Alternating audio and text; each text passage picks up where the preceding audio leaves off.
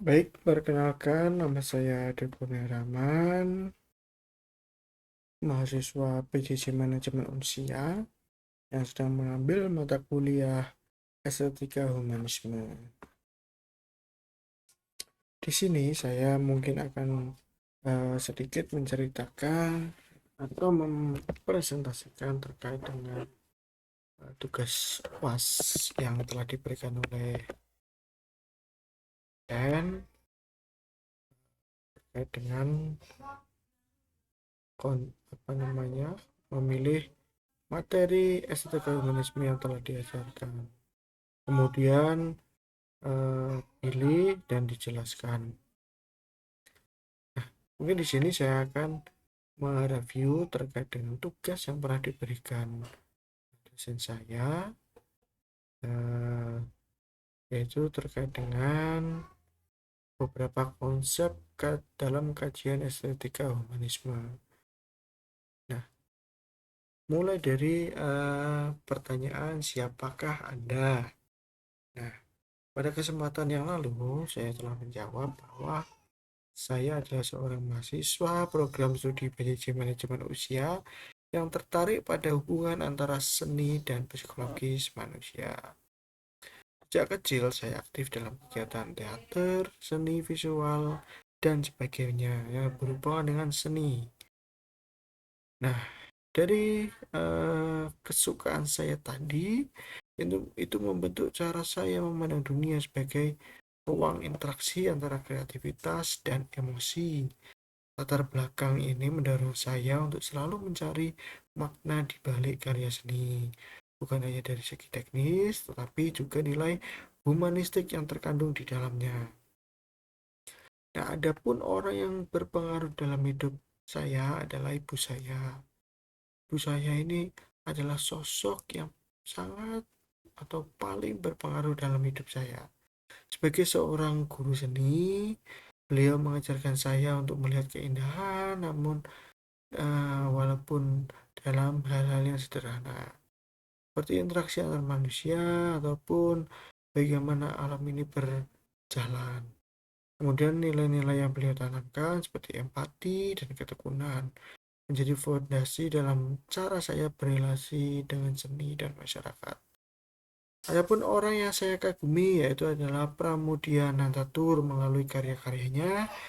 Beliau tidak hanya menyampaikan kritik sosial tetapi juga memperjuangkan humanisme melalui narasi. Nah, mungkin saya akan sedikit membahas mengenai konsep-konsep dalam estetika humanisme. Seperti yang pertama adalah konsep diri. Konsep diri, saya mengkonsepkan diri saya dalam hal yang positif, itu kreatif, adaptif, dan kritis. Sedangkan dalam konsep diri yang negatif, saya adalah orang yang perfeksionis, overthinking, dan tertutup. Bisa saya jelaskan satu persatu. Yang pertama tadi yang telah saya sebutkan, konsep diri saya yang positif. Yang pertama adalah kreatif.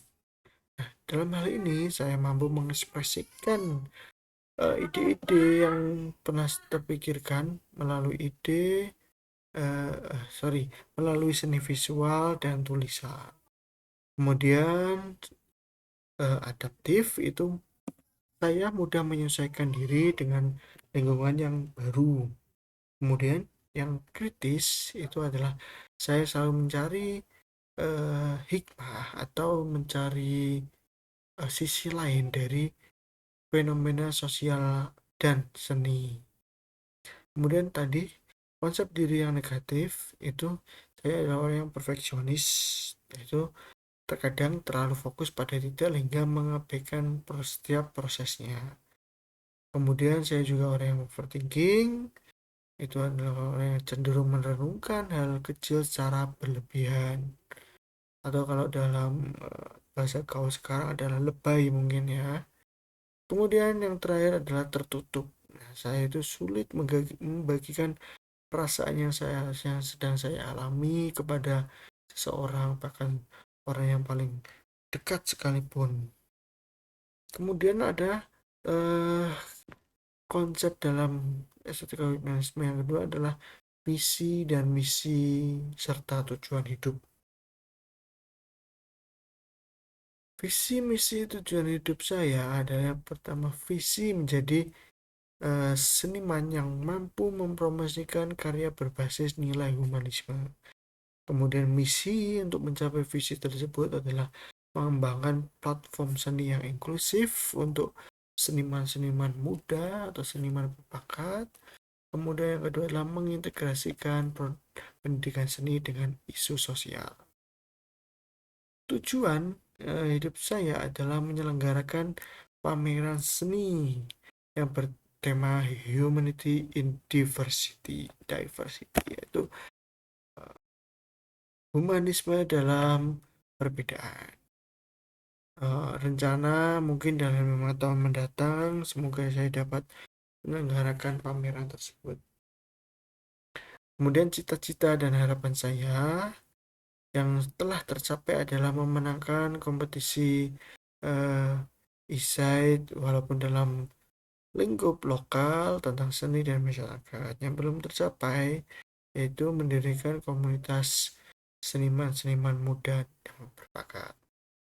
Upaya untuk mencapai cita-cita dan harapan atau visi misi tersebut yaitu yang pertama mengikuti workshop seni, kemudian membangun jaringan dengan seluruh seniman yang bisa saya pelajari ilmunya dan aktivis sosial lain. Nah, kemarin saya juga sudah sempat tes MBTI. Hasilnya adalah saya termasuk INFP atau introvert, intuitive, feeling, and perceiving. Saya cenderung idealis, empatik, dan berfokus pada makna di balik interaksi manusia. Dalam pengendalian emosi, saya menggunakan meditasi dan menulis sesuatu untuk meredakan kecemasan. Kemudian ketika ada konflik, saya lebih memilih berdiam diri sejenak sebelum merespon atas konflik tersebut. Kemudian kecerdasan emosional saya mampu mengenali emosi diri sendiri. Seperti saat saya merasa tidak nyaman dalam situasi tidak adil, namun saya masih perlu meningkatkan kompetensi komunikasi asertifnya.